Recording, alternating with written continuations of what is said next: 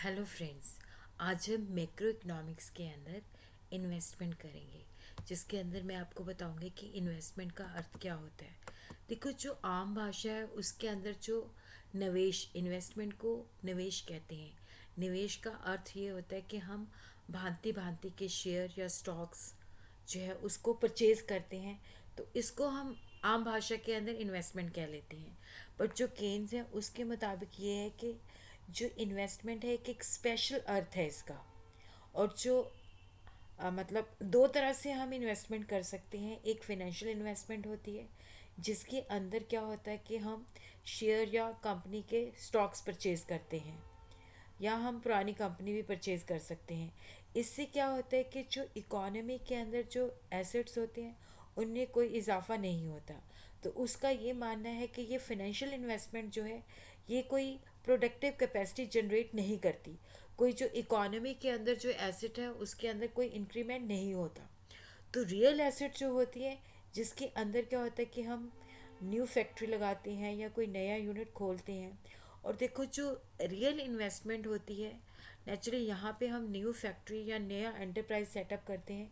इससे क्या होता है कि जो भी इकोनॉमी के अंदर एसेट्स होते हैं उनके अंदर एडिशन होता है, उसको हम रियल इन्वेस्टमेंट कहते हैं। ये प्रोडक्टिव कैपेसिटी को जनरेट करते हैं। अब हम यहाँ पे देखते हैं कि रियल इन्वेस्टमेंट का डिटेल में देखते हैं।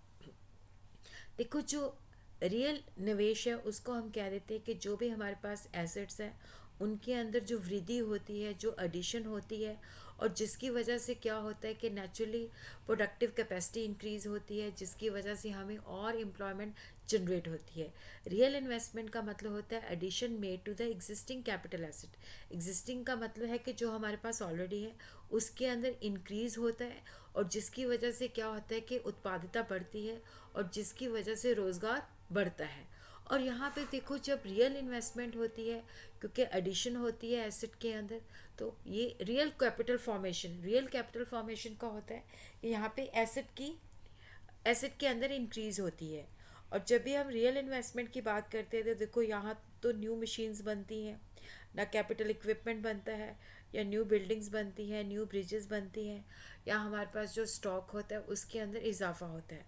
तो यहाँ पे केन्स का ये मानना है कि जो इन्वेस्टमेंट है, जो जब भी हम इकोनॉमिक्स में इन्वेस्टमेंट की बात करते हैं तो वो रियल इन्वेस्टमेंट होती है। यहाँ पे इसका अर्थ होता है investment thus defined included there for the increment of capital equipment. Increment का मतलब होता है इजाफा, इंक्रीज ऑफ कैपिटल इक्विपमेंट। कि जब रियल इन्वेस्टमेंट करते हैं तो जो हमारे पास एसेट्स हैं, मशीनरीज हैं, उनके अंदर इंक्रीज होता है। अब हम देखते हैं कि जो इन्वेस्टमेंट है, किस क्या टाइप्स ऑफ इन्वेस्टमेंट है। सबसे पहले देखो, हम देखते हैं इंड्यूस्ड इन्वेस्टमेंट।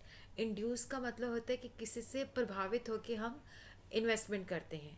यहाँ पे देखो, जो एंटरप्रेन्योर है, जो प्राइवेट सेक्टर है, वहाँ पे उनको जब भी लगता है कि हमें ज़्यादा प्रॉफिट होने के चांसेस हैं तो वो इन्वेस्टमेंट करते हैं। जो इंड्यूस्ड इन्वेस्टमेंट होती है, ये इनकम भी ज़्यादा इनकम होएगी, ज़्यादा प्रॉफिट होएगी। तो नेचुरली जैसे जैसे उनको लगता है इनकम और प्रॉफिट के अंदर इजाफा होएगा तो वो इन्वेस्टमेंट करते हैं। जब उनको लगता है कि नहीं होएगा तो वो इन्वेस्टमेंट कम करते हैं। इसीलिए इसकी जो शेप होती है, देखो, ये पॉजिटिव स्लोप है, क्योंकि जैसे जैसे प्रॉफिट बढ़ता जाएगा तो हम ज़्यादा इन्वेस्टमेंट करते जाएंगे। ओ एक्स पे हम इनकम लेते हैं, ओ वाई पे हम इन्वेस्टमेंट लेते हैं। और उसी तरह ही देखो, जो ऑटोनॉमस इन्वेस्टमेंट होती है, ये इनकम और आउटपुट के ऊपर डिपेंड नहीं करती। यहाँ पे कोई इनकम का भी लालच नहीं होता।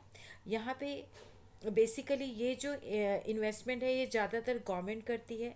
यहाँ पे इसके पीछे होता है न्यू टेक्निक चेंज करती हैं या न्यू इनोवेशंस करती हैं। जो ऑटोनॉमस इन्वेस्टमेंट होती है ये प्रॉफिट मोटिव से नहीं होती, ये ज़्यादातर गवर्नमेंट के द्वारा की जाती है।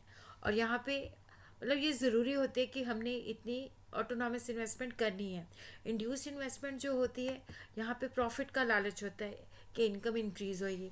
यहाँ पे देखो, ये पैरेलल टू एक्स एक्सिस है कि जितनी मर्जी इनकम हो लेकिन ये हमने इन्वेस्टमेंट करनी ही करनी है। उसके बाद देखो, प्राइवेट इन्वेस्टमेंट है।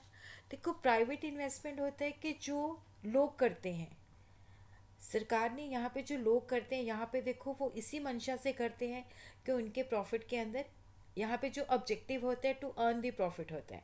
केन्स के मुताबिक जो प्राइवेट इन्वेस्टमेंट है ये दो चीज़ों के ऊपर डिपेंड करती है।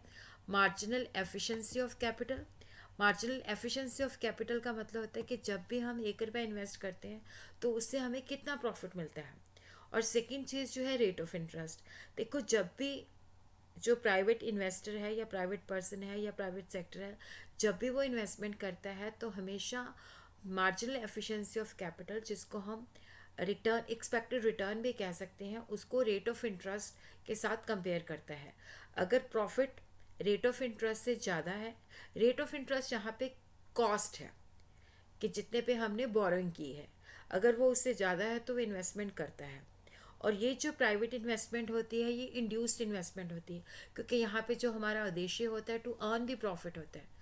उसी तरह देखो जो पब्लिक इन्वेस्टमेंट होती है ये ज़्यादातर गवर्नमेंट के द्वारा की जाती है। यहाँ पे सेंट्रल गवर्नमेंट भी कर सकती है, स्टेट गवर्नमेंट भी कर सकती है और लोकल गवर्नमेंट भी कर सकती है। यहाँ पे बेसिक जो ऑब्जेक्टिव होता है लोगों का वेलफेयर होता है, देश की सुरक्षा होती है और आर्थिक विकास होता है। ये बेसिकली ऑटोनॉमस इन्वेस्टमेंट होती है, ये इंडिपेंडेंट ऑफ इनकम के तहत की जाती है। यहाँ पे ये सरकार के द्वारा की जाती है, तो सरकार यहाँ पे प्रॉफिट नहीं कमाना चाहती, सरकार देश की सुरक्षा करना चाहती है, लोगों के आर्थिक विकास के अंदर वृद्धि करना चाहती है।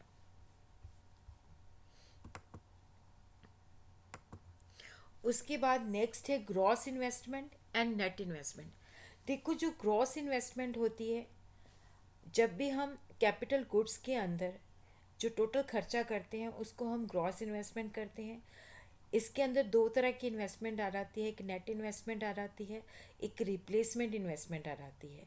देखो जब हम मशीनों को बार बार यूज़ करते हैं तो उससे क्या होता है, उनकी डेप्रिसिएशन हो जाती है। कुछ समय के बाद हमें क्या करना पड़ता है कि वो रिप्लेस करनी पड़ती हैं, उसको हम रिप्लेसमेंट इन्वेस्टमेंट कह देते हैं।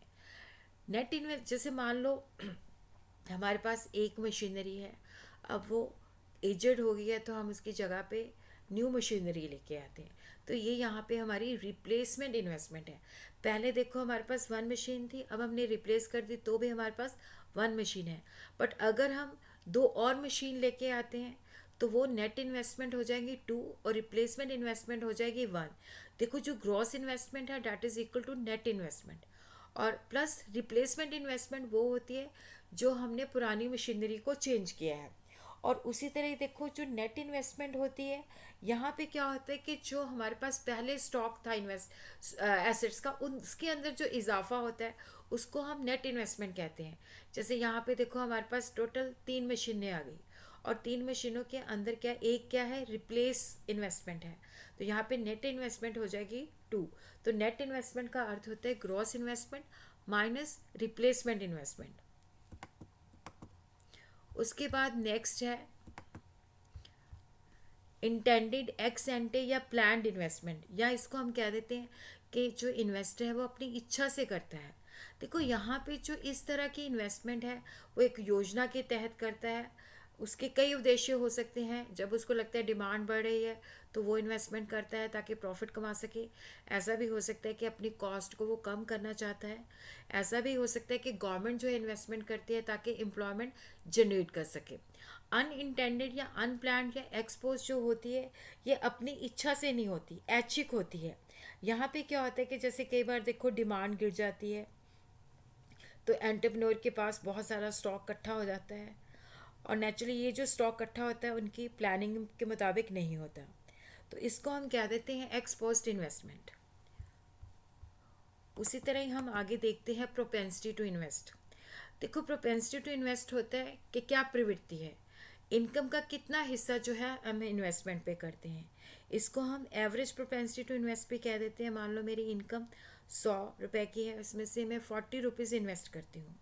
मार्जिनल प्रोपेंसिटी टू इन्वेस्टमेंट होती है कि जो मेरी इनकम के अंदर चेंजेस आती हैं, अगर 100 से मेरी 150 हो जाती है, पहले मैं 40 करती थी अब 50 करती हूँ, तो change in investment divided by change in income, इसको हम कह देते हैं मार्जिनल प्रोपेंसिटी टू इन्वेस्टमेंट।